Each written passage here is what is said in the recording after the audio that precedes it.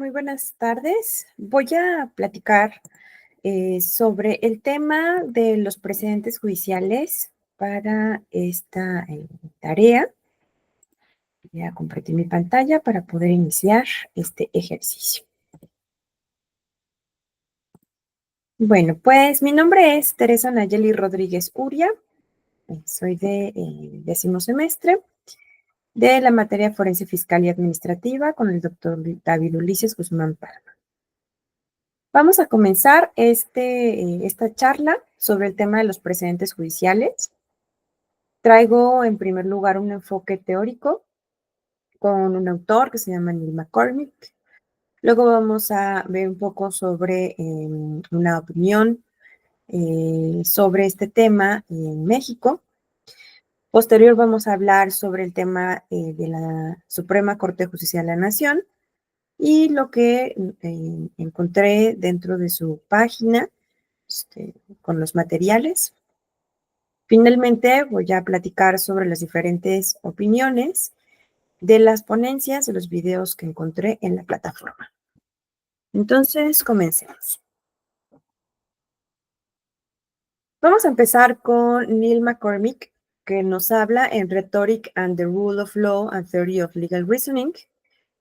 Neil McCormick nos platica sobre los diferentes temas que se tienen que abordar para poder conocer a profundidad qué son los precedentes judiciales. En primera nos habla Neil McCormick sobre la naturaleza y autoridad de los precedentes. Bueno, pues él nos dice que los abogados discuten tanto sobre los precedentes porque creen que para lograr justicia e imparcialidad, los casos similares deben resolverse de manera muy similar. Esto, de acuerdo al autor, dice que asegura que hay consistencia y equidad en los sistemas jurídicos, especialmente en contextos jerárquicos donde múltiples jueces deben seguir las mismas reglas. Además, usar precedentes nos habla que ayuda a ahorrar esfuerzos argumentativos al tratar de no rediscutir cosas que ya se han decidido previamente, salvo que existan algunas razones extraordinarias para cambiar estos criterios. Neil McCormick nos habla de que en los sistemas jurídicos contemporáneos, las decisiones de los tribunales superiores se registran y se convierten en una parte clave del arsenal argumentativo de abogado y juez.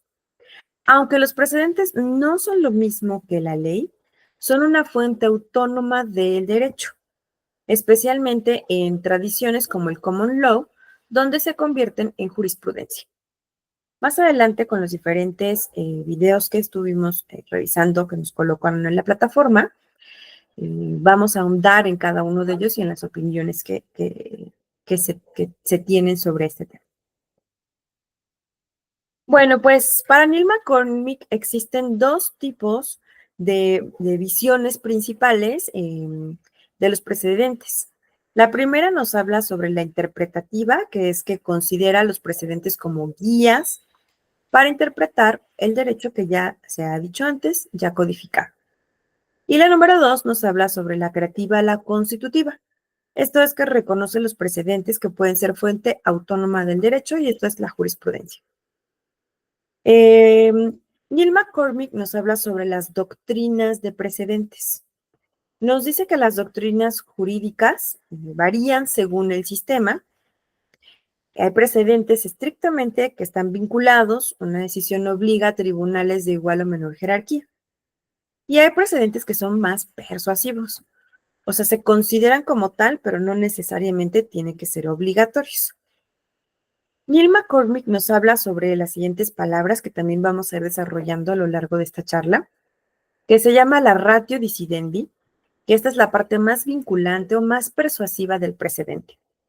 Se distingue también el obiter dicta, que son observaciones no esenciales para la resolución.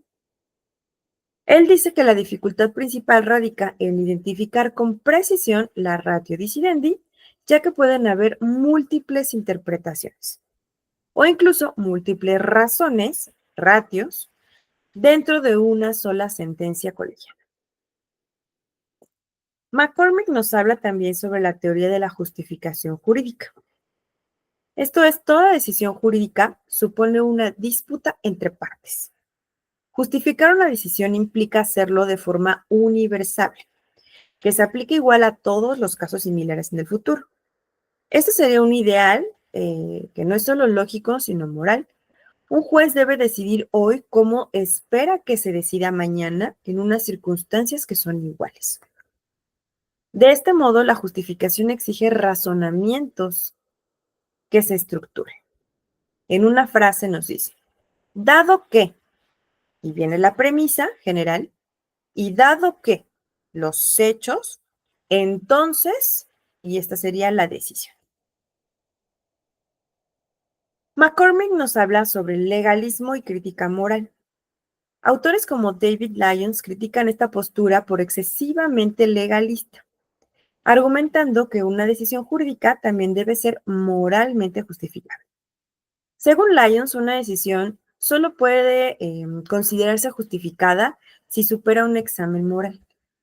McCormick responde que las decisiones jurídicas tienen un valor moral derivado, en tanto permitan resolver disputas humanas bajo normas preexistentes, garantizando previsibilidad, seguridad y posibilidad de defensa. El derecho no agota toda la moral, pero tiene una función justificable dentro de ella. McCormick nos habla sobre el modelo de la ratio decidendi, que es una resolución tomada explícita o implícitamente por un juez, que es suficiente para decidir una cuestión de derecho discutida en el caso y necesaria para justificar su decisión. Esto incluye decisiones esenciales, pero no todos los razonamientos. Por ejemplo, opiniones adicionales, valoraciones de principios o predicciones sobre consecuencias que se consideran obiter dicta, incluso si son relevantes para la argumentación general. Nos repite también McCormick que una decisión puede tener múltiples razones o múltiples rationes, especialmente en tribunales colegiados, y esto debe ser reconocido como parte del razonamiento judicial legítimo. Nos vamos a la siguiente parte, en donde critica también otras teorías, en donde hablan un poco sobre el tema de la ratio, sobre el tema de la moral, y hace una aseveración que dice que lo importante es que la resolución sea suficiente para decidir un punto clave en la disputa y necesaria para la justificación, no simplemente para las conclusiones de lógica del fallo. McCormick nos habla sobre la reconstrucción racional. Propone su teoría como una reconstrucción racional de la práctica jurídica. Reconoce que no toda decisión judicial real se ajusta perfectamente al modelo, pero sostiene que este modelo explica lo mejor del uso de precedentes, especialmente cuando las resoluciones son claras o hay argumentación completa sobre los puntos en disputa y se mantiene coherencia con el desarrollo general del derecho. Como conclusión, pues él dice que los precedentes son fundamentales, pero deben ser entendidos como resoluciones universales justificadas. No son verdades absolutas. Las rationes deben tratarse como altamente persuasivas y no necesariamente infalibles. El derecho se desarrolla y debe permitir revisiones justificables cuando hay razones suficientes para ello. Él dice que la ratio decidendi es el componente que conecta el pasado, el presente y el futuro del derecho, guiando decisiones futuras sin anclar al sistema en una rigidez paralizable. Resalta mucho que la coherencia, la justicia y la argumentación razonada son los fundamentos para un sistema de precedentes judiciales efectivos. Ahora, también quise traerme este artículo de Jorge Nader, porque pues bueno, él habla sobre estos temas, pero ya en México, y habla principalmente sobre la reforma judicial del 2021.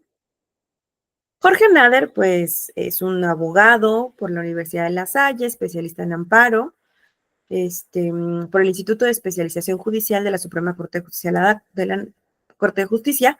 Él es doctor en Ciencias Penales y Política Criminal y es académico de la Academia Mexicana de Ciencias Penales. Él nos habla sobre el tema de la jurisprudencia por precedentes en una nueva facultad constitucional de la Suprema Corte de Justicia de la Nación.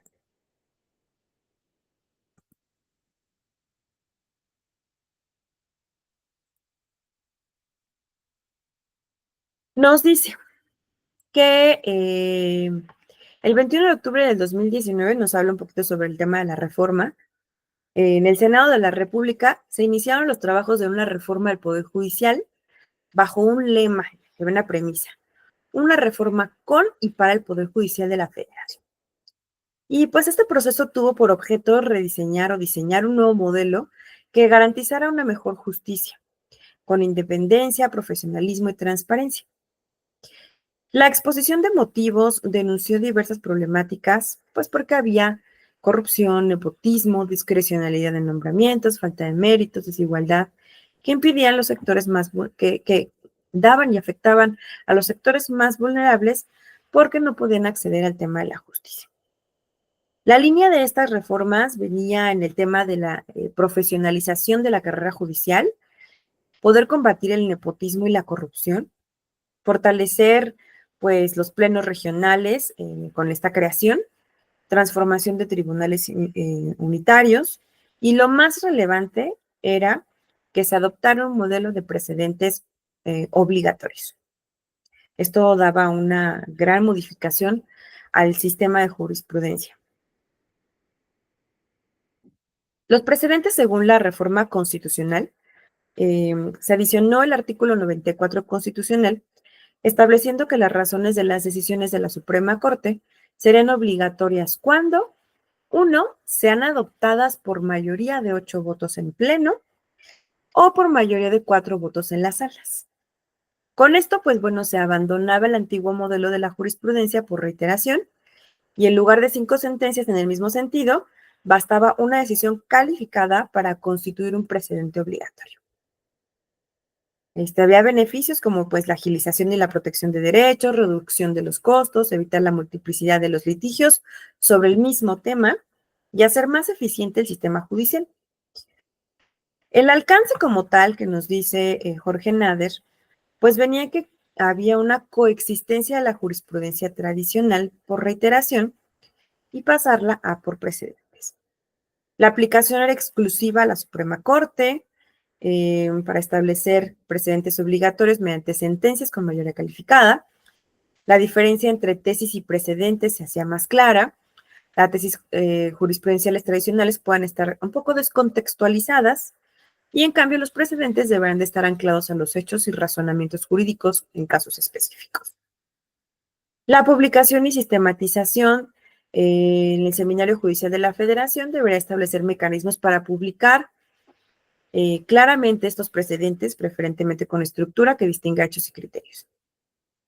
Y pues bueno, todas las sentencias de la Suprema Corte de la Justicia de la Nación, ya sean en controversias constitucionales, acciones de inconstitucionalidad, amparos, etcétera, podrán constituir un precedente obligatorio si cumple con la votación calificada. Nader también nos habla sobre la homologación de leyes secundarias.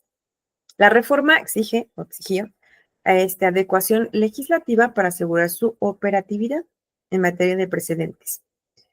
Se tenía que reformar la ley de amparo, se tuvieron que establecer mecanismos procesales para las partes puedan involucrar el cumplimiento de los precedentes y también pues se mejoró las tesis completándolas con sus hechos, criterios y justificaciones, como ya se empezó a hacer en varios tribunales. Como conclusiones, Jorge Nader nos decía que la reforma del artículo 94 constitucional introducía este sistema de precedentes obligatorios. Todas las sentencias emitidas bajo dicha mayoría serán vinculantes a los órganos jurisdiccionales. Los precedentes estarán contenidos directamente en las sentencias. Se deberá reformar, pues bueno, la legislación secundaria que se reformó por esta reforma del 2021 Y la estructura de las tesis jurisprudenciales pues evolucionó hacia mejores modelos más completos, incluyendo los hechos, los criterios y las justificaciones.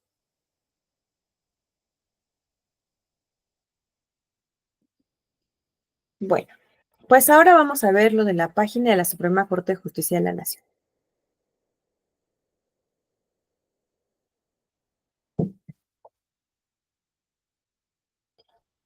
Ingresando a la página de la Suprema Corte, encontré diferentes puntos como fundamentos teóricos de los precedentes. Y aquí nos platica un poco sobre la diferencia entre jurisprudencia y los precedentes. Aunque en México se ha utilizado más el término jurisprudencia, el libro distingue, pues, el libro de la Suprema Corte de la Justicia que nos habla de los precedentes, este es el que estoy contextualizando. El libro se llama El precedente en la Suprema Corte de Justicia de la Nación, que esta fue una obra coordinada por diversos autores, ¿no? Y publicada en el Centro de Estudios Constitucionales de la Suprema Corte. Este libro, pues, nos habla sobre que se distinguen jurisprudencias y precedentes, ¿no? La jurisprudencia se refiere al conjunto de criterios dictados por tribunales, mientras que el precedente implica criterios obligatorios derivados de decisiones pasadas con valores normativos futuros. Como lo hablábamos en la teoría, implica pasado, presente y futuro. Importancia del precedente. Se destaca que el precedente garantiza igualdad, seguridad jurídica y racionalidad en las decisiones judiciales. Además, permite la coherencia en los fallos judiciales, reduce la discrecionalidad y proporciona estabilidad normativa. ¿Qué también nos dice la Suprema Corte de la Justicia? Pues bueno, que hay creación y operaciones del precedente en la Suprema. Las formas de creación, la Suprema creará precedentes a través de decisiones reiteradas, contradicciones de tesis, acciones de inconstitucionalidad y controversias constitucionales. En estos procedimientos se busca establecer criterios obligatorios mediante mayoría calificada de votos. Nos habla también de la ratio decidendi versus el obiter dicta. Nos enseña a distinguir la ratio decidendi, que es la razón esencial de la decisión y que es obligatoria, y el obiter dictum, que son comentarios incidentales, pero que no tienen fuerza vinculante. Esta diferencia es clave para comprender qué parte de una sentencia constituye un precedente. La Suprema también nos habla de cambios y adaptaciones de los precedentes. El precedente no es inmutable, pues bueno, la Suprema Corte puede modificarlo mediante la figura del overruling, que es la sustitución, o distinguishing, que es la diferenciación de casos. Esto permite la evolución del derecho conforme cambian las condiciones sociales, políticas o legales, siempre manteniendo el tema del contexto. También nos habla sobre una propuesta a la mejora institucional que sugiere incorporar mecanismos como la anulación de sentencias por desconocimiento del precedente y adoptar la figura del defecto sustantivo inspirado en cortes constitucionales como la colombiana. Bueno, pues la Suprema también nos habla del precedente como herramienta didáctica, sistemática y operativa. En la didáctica ayuda a los operadores jurídicos estudiantes a analizar cómo se constituyen argumentos jurídicos y cómo se resuelven problemas jurídicos específicos. La sistemática es el precedente que crea reglas generales que colman lagunas normativas o interpretativas. Y la operativa es que aumenta la seguridad jurídica al permitir la previsibilidad de fallos judiciales y la uniformidad en su aplicación. El precedente y derecho comparado es muy importante también por la parte de la recepción del common law, que también hablábamos en la teoría, que se observa una apertura del sistema mexicano a nociones del derecho anglosajón, especialmente en la técnica de precedentes vinculantes, la ratio decidendi, ya lo decía McCormick, y la distinción entre precedentes persuasivos y obligatorios. En cuestiones prácticas del precedente mexicano, pues bueno, falta contexto fáctico en tesis. Uno de los desafíos del sistema mexicano es que las tesis aisladas carecían de los hechos concretos del caso, lo cual pues ahí dificultaba mucho aplicar los criterios en casos similares. Y la necesidad también de una teoría general del precedente, se propone el desarrollo de una teoría general aplicable al sistema jurídico mexicano que integre sus particularidades y lo diferencie del modelo del common law. Bueno, pues en general la Corte, a través del libro que comentábamos, pues nos ayuda a tener una base sólida y crítica para poder entender el precedente judicial en México, no nada más como esta técnica interpretativa, sino como una herramienta que transforma el derecho constitucional, enfatizando las necesidades de comprender el precedente como un proyecto evolutivo, vinculando con los derechos fundamentales, la coherencia institucional y las prácticas jurídicas judiciales argumentativas.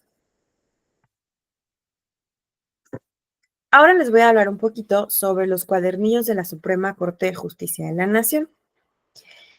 El precedente judicial en México y las líneas jurisprudenciales de la Corte Interamericana de Derechos Humanos, la importancia del precedente, los proyectos de las líneas y las principales líneas temáticas del precedente de la Corte Interamericana.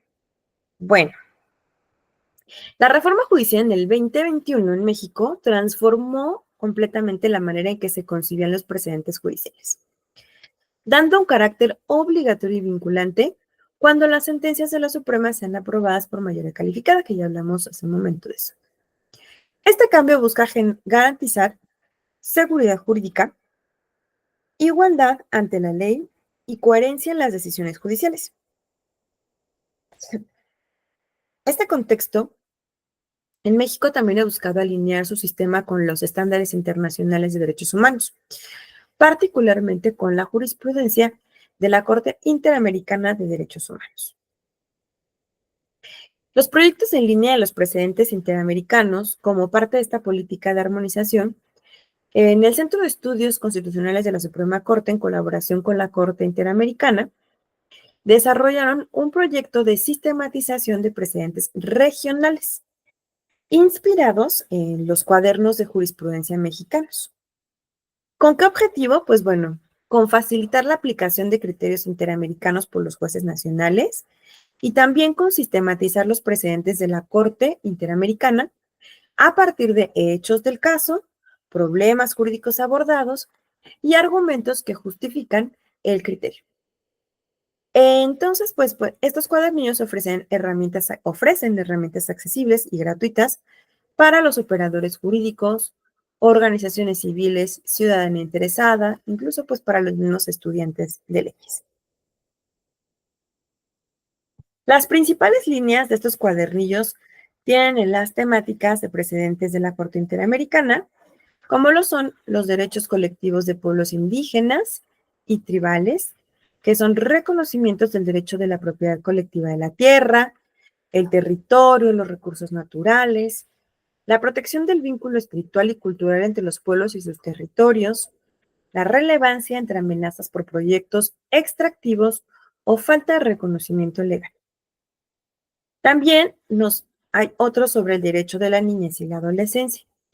Desarrollos de criterios centrados en el principio de la protección integral, el interés superior del niño, la influencia directa de la Convención sobre los Derechos del Niño y jurisprudencias que colocan a las niñas, niños y adolescentes en el sistema democrático y constitucional.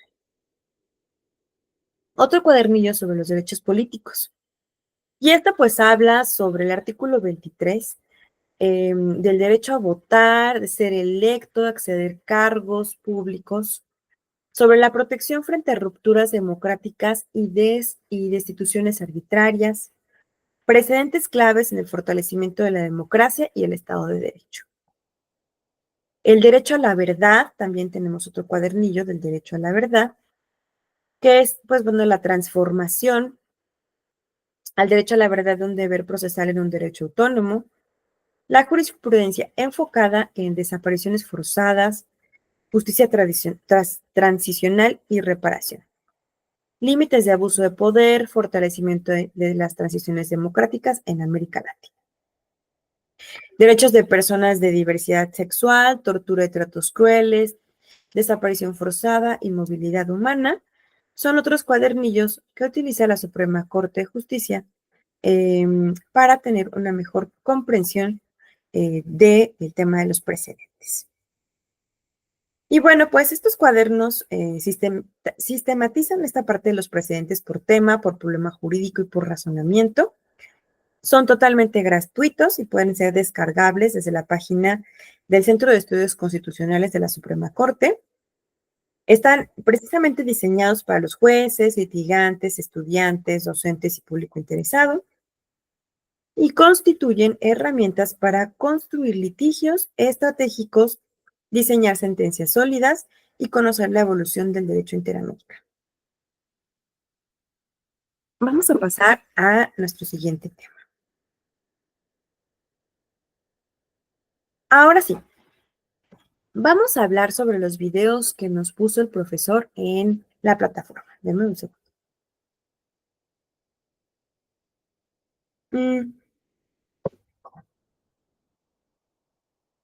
El primer video que fue del seminario permanente sobre precedentes judiciales de la nueva jurisprudencia por precedentes. En este video apareció, o sea, nos platicó Michael Roya Negrete Cárdenas sobre el tema de los precedentes judiciales. En una amplia y muy completa explicación nos habla sobre los precedentes judiciales en el sistema jurídico mexicano, los cambios en la integración de la jurisprudencia. Nos habla también de la naturaleza del precedente, de las tareas del operador jurídico en un sistema de precedentes, del origen histórico de precedentes en México, de los componentes del sistema jurisprudencial mexicano y las reformas que hoy se tienen. Todo lo que nos platica, pues obviamente es de la reforma del artículo 94, párrafo 12º de la Constitución Política, esa reforma del 2021, y las razones que justifican pues esta reforma, ¿no? En la Suprema Corte de Justicia. Nos habló sobre los precedentes, pues que pueden ser precedentes obligatorios, que es exclusivamente la Suprema Corte, actuando en pleno en salas, o de los precedentes por reiteración, que es exclusivo de los tribunales colegiados de circuito, o por contradicciones de criterio, cuya integración corresponde tanto a plenos regionales como a la Suprema Corte. Nos habló sobre la naturaleza del precedente, que proviene de la disposición normativa, o sea, de enunciados de contenidos abstractos, valorativos e indeterminados, que comprenden las leyes positivas. Nos decía que el precedente es la decisión judicial acerca de qué normas deben adscribirse a una disposición jurídica y casos que deben subsumirse bajo el supuesto de hecho de cada norma estricta. Nos habla sobre las tareas del operador jurídico, que quien al final en él recaerá ha recaído esta práctica de precedentes jurídicos, su análisis de casos previos, ¿no? Nos habló un poquito sobre el tema de common law, cómo está la historia de los precedentes en la Suprema Corte, y pues bueno, ahorita en esta reforma pues, ya tiene un poco más de fuerza, más bien se compone el tema de los precedentes judiciales estructuradamente. Nos habla sobre los elementos centrales del sistema, que es la jurisprudencia, la tesis y el precedente, ¿no? La jurisprudencia, que es entendida como el conjunto de criterios contenidos en las resoluciones de los órganos jurisdiccionales facultados para fijar reglas. Las tesis, que es el texto derivado de una sentencia redactado por el órgano emisor. Y el precedente, que es la sentencia del cual se extraen esas tesis, ¿no? Sus reformas y las tendencias. Y aquí nos platica un cuadro que extraje de la sesión. Nos habla sobre el concepto jurídico dominante, los países típicos con sistemas de precedentes no legalistas, la concepción jurídica dominante y la cultura jurídica mexicana, es legalistas, ¿no? Los conceptos jurídicos, o sea, la concepción jurídica dominante, que son los países con precedentes, no legalista, que es el derecho que no concibe como un conjunto cerrado de normas estrictas. Los jueces tienen un papel creador mediante la interpretación judicial. Y la cultura jurídica mexicana legalista, que es el derecho que se identifica con la ley escrita, se parte de que solo lo legislado es válido y obligatorio. Entonces nos habla también sobre la noción del precedente, de la hermenéutica, el formalismo, las estrategias de enseñanza y aprendizaje, activas y pasivas, la calidad de la enseñanza universitaria estandarizada y alta y no estandarizada mayormente baja, las competencias profesionales esenciales, que es el pensamiento crítico y la memorización.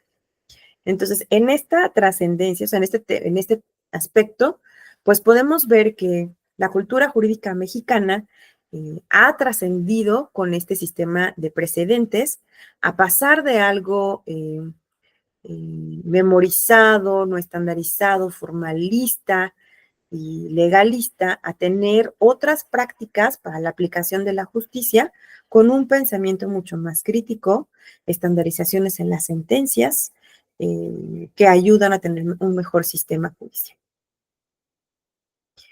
Bueno, también vimos en el video que nos dejó el profesor, que dio una entrevista a Ana María Holguín sobre la reforma judicial del 2021 y el sistema de precedentes. Ana María Holguín era magistrada, Ana María Holguín Ibarra, directora general del Centro de Estudios Constitucionales de la Suprema Corte de Justicia, que también nos habló en este video sobre qué es un precedente judicial, las características del sistema de jurisprudencia por precedentes. ¿No? Muy claramente fueron platicando sobre pues que el precedente judicial es una sentencia previa que sirve como guía para resolver un caso nuevo con características similares. Se trata de una decisión pasada que vincula y orienta a las juezas y los jueces del presente. En esta teoría reconocida principalmente por el presente obligatorio y el persuasivo, que también lo hemos mencionado antes. El obligatorio es el que debe seguir por los órganos jurisdiccionales inferiores sin excepción. El persuasivo, que no es obligatorio, pero que tiene una fuerza orientadora o iluminadora para resolver un caso. La magistrada nos habló sobre un precedente vertical que es emitido por un tribunal superior que obliga a un inferior a seguirlo. O el horizontal, que es emitido por tribunales del mismo nivel, por ejemplo, los colegiados o la misma corte, no es obligatorio, pero contribuye a la coherencia y uniformado en el sistema jurídico. Nos habla de las características del sistema de jurisprudencia por precedentes, un derecho coherente, concatenado, y pues la importancia del juez del pasado, de cómo resolvieron los casos para poderlo adoptar a casos del presente o futuro. ¿Qué garantiza, según la magistrada, pues una estabilidad del sistema jurídico, igualdad en la aplicación del derecho, seguridad jurídica, una misma pregunta jurídica que responda a las mismas respuestas, sin importar qué tribunal lo planteó o qué juez o jueza lo planteó? Pues nos habló sobre la reforma judicial del 2021 y la Suprema Corte, que la reforma pues suprimió el sistema de jurisprudencia por reiteración y ahora es una sola sentencia dictada por el Pleno con la mayoría de 8 votos y por algunas de sus salas con mayoría de 4 votos. Es suficiente para construir este precedente obligatorio. Las exigencias argumentativas también y calidad en las sentencias, de la responsabilidad y el rigor argumentativo que se deben tener los jueces en la Corte, tener una mayor conciencia de que el impacto que están causando en esta sentencia impactará al futuro y en diferentes casos. Que hablábamos pasado, presente y futuro. Equilibrado por una exigencia porque deben de estar mucho más calificados para hacer sus deliberaciones por el impacto que se tiene. La dinámica del precedente y su modificación en su flexibilidad, que no requiere una reforma legislativa, una reflexión judicial seria y argumentada, la ley de amparo, en general, pues todo lo que se deriva de las modificaciones, se derivó de las modificaciones de esta reforma, de la relación con la Declaratoria General de Inconstitucional y los retos del sistema de precedentes. Bueno, pues también vimos otro video que hablaba sobre los precedentes judiciales, esto a cargo de Daniel García Huerta, del Centro de Estudios Constitucionales de la Suprema Corte de la Justicia de la Nación, y en una exposición oral sobre el precedente judicial en el sistema constitucional mexicano. Daniel nos habló sobre el derecho como disciplina viva, el debate sobre la creación judicial del derecho, la movilización legal y cambio social, la importancia de precedentes en un sistema híbrido. Nos platicó qué es un precedente y cómo se compone, que esto es como de las premisas traemos en este trabajo, que es, pues un precedente es una decisión adoptada por un tribunal que puede o debe aplicarse en casos futuros similares. Recordemos, es hechos, que es la circunstancia del caso, la problemática jurídica o el problema jurídico, que es la cuestión a que se debe resolver, la ratio decidendi, que es las razones de la decisión, y el sentido de la resolución, que es el resultado concreto.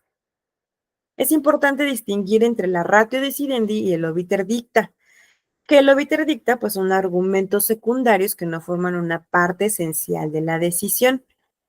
Y pues bueno, la ratio decidendi es la razón de la decisión. Nos habla también de algunos ejemplos ilustrativos. El precedente en México, en algunos casos como el matrimonio igualitario, y también nos platicó sobre los cuadernos de jurisprudencias y herramientas de estudio en el Centro de Estudios Constitucionales de la Suprema Corte de la Justicia, de los cuadernos que hablamos anteriormente, de la Corte Interamericana, que es el material para poder tener a la mano estas consultas de los precedentes. Y bueno, pues en general entender el precedente judicial, según Daniel nos platica, que es fundamental para entender el derecho mexicano actual y que no solamente ya basta con conocer la ley, sino debemos de aprender o comprender la forma en que ésta se interpreta y también pues cómo se aplica. El derecho está en movimiento todo el tiempo, en su estudio mediante los precedentes permite visualizar este, cómo se garantizan y amplían los derechos en nuestra comunidad política. En palabras, nos hablaba de Dworkin, pues los jueces están escribiendo una gran novela judicial. Y cada precedente es un capítulo que enlaza el pasado con el futuro del derecho. Y en esto coinciden, pues, los autores y conferencistas que hemos hablado, que los precedentes traen a la mesa, en la línea del tiempo, el pasado, el presente y el futuro. También vimos otro video que nos dejó el profesor, que es del doctor Juan Carlos Abreu, del Poder Judicial del Estado de México. Él aborda en una exposición oral el precedente judicial mexicano en la reforma judicial del 2021. Igual nos habla sobre el marco constitucional y cambio normativo, que es el precedente judicial. Nos habla sobre las funciones del precedente. También aborda la ratio decidendi, que son los fundamentos esenciales que justifican la decisión del tribunal, y el obiter dicta, que son esos razonamientos accesorios. Hace mucho énfasis en estos dos, porque son la base de los precedentes, ¿no? El razonamiento, el obiter dicta, que es el accesorio, el ilustrativo, el complementario, que no es vinculante, pero que pueden ser muy útiles para poder utilizarlos en la ratio decidendi, ¿no?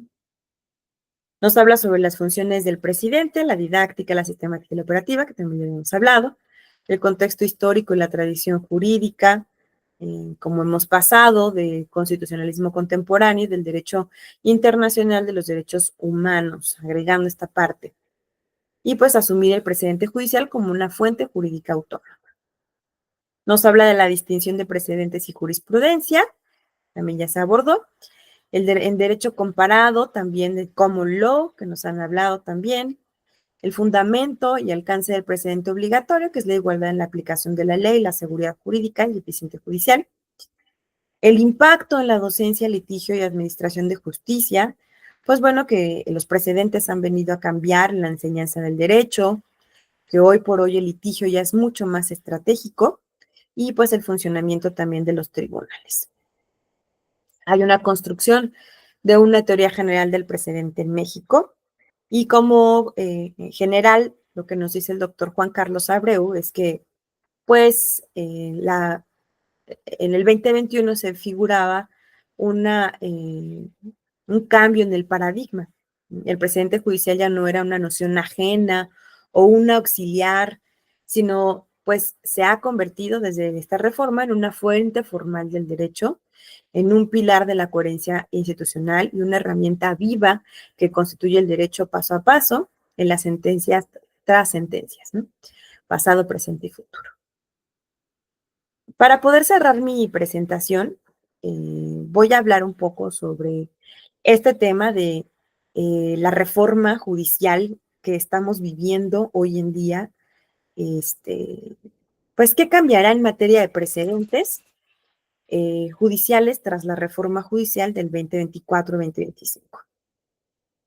Pues bueno, eh, como tal, sin afán de una crítica o temas partidistas, el análisis que he visto en diferentes figuras, en revistas, en artículos, pues bueno, que va a haber un nuevo entorno institucional, ¿no? Esta reforma judicial del 2024, pues trajo cambios estructurales al Poder Judicial de la Federación, incluyendo el tema de las elecciones que ahorita estamos viendo y la creación de un tribunal de disciplina judicial. Sí va a impactar directamente en la forma en que los precedentes van a ser tratados, van a ser seguidos o reinterpretados pues, por esta nueva judicatura.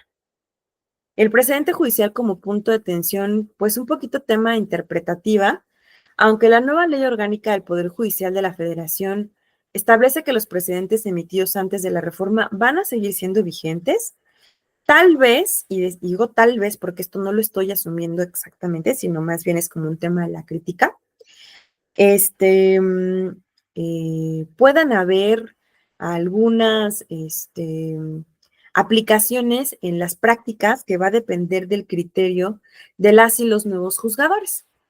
Esto plantea, pues, que habrá un reto interpretativo, o sea, decir si se mantiene la continuidad jurisprudencial o si se reconfigurará la doctrina desde nuevas perspectivas jurídicas o nuevas ideologías. En este mundo, pues sabemos que todo cambia, estamos en constante movimiento y cambio, y pues esta reforma traerá movimientos y cambios, sobre todo en el tema de los precedentes. En el modelo mexicano, pues un precedente es normado por ley. México tiene este sistema singular en el que los precedentes están regulados constitucional y legalmente. O sea que esta doctrina legal legislativa del precedente se basa en normas específicas sobre su creación, modificación, seguimiento y publicación, lo que le va a dar, lo que le da este marco institucional más rígido que pues en otras partes. Sin embargo, dentro de este marco existe un poquito tema, hablamos de la interpretación judicial o discrecionalidad judicial, lo que puede favorecer distintos enfoques en su aplicación. El tema de la discrecionalidad es lo que más hablan los diferentes críticos sobre esta reforma y los precedentes, pues que se piensa que la jurisprudencia mexicana, en particular el tema de las tesis, se ha consolidado como una herramienta obligatoria y fuente de derecho. No obstante, pues las estructuras del sistema permiten que las personas juzgadoras reinterpreten, distingan o incluso dejen de aplicar un precedente bajo ciertas condiciones, como ocurre en las que hablábamos del overruling o el distinguishing. Puede haber también dilemas prácticos de los nuevos juzgadores. Los jueces que asumirán cargos tras las elecciones judiciales enfrentarán dos desafíos muy importantes para ellos: la eficiencia judicial contra la innovación doctrinal. Tiene que decidir si replicar criterios establecidos para resolver con rapidez o si generar nuevas líneas jurisprudenciales. Esto va a ser interesante en la observación. La continuidad institucional contra las reinterpretaciones críticas también va a ser importante porque van a valorar si se mantiene la autoridad interpretativa de los criterios previos o se justifica una revisión en función de nuevas circunstancias. Seguramente nos encontraremos con un sistema híbrido y futuro abierto.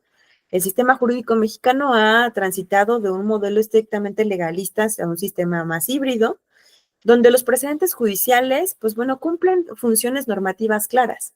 Este modelo no cumple, no desaparece como tal, perdón, no va a desaparecer, sino más bien tendrá una reconfiguración en un entorno distinto. Van a haber nuevos operadores jurídicos, nuevos criterios de legitimidad. Y pues será muy interesante cómo se llevará este tema de precedentes judiciales en esta reforma. Finalmente cierro con esta frase que es, pues esta reforma judicial no va a eliminar como tal el precedente, pero sí se transforma el contexto en el que se construye, aplica y cuestiona.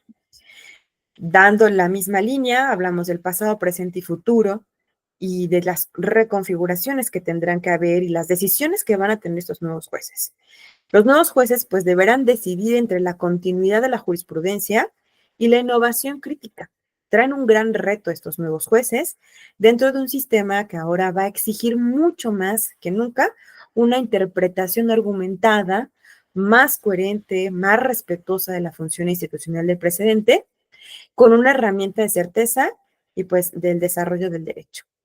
Ya iremos viendo, este ejercicio fue de gran utilidad para que podamos tener todos los alumnos esta interpretación de los precedentes, de dónde nacen, cuál fue su historia, cómo es que se asientan en la reforma del 2021 y ahora cómo en esta transformación del Poder Judicial de la Federación, cómo se visualiza que vienen estos retos para estos nuevos jueces que toman sus cargos a partir de las elecciones que vendrán en la próxima semana.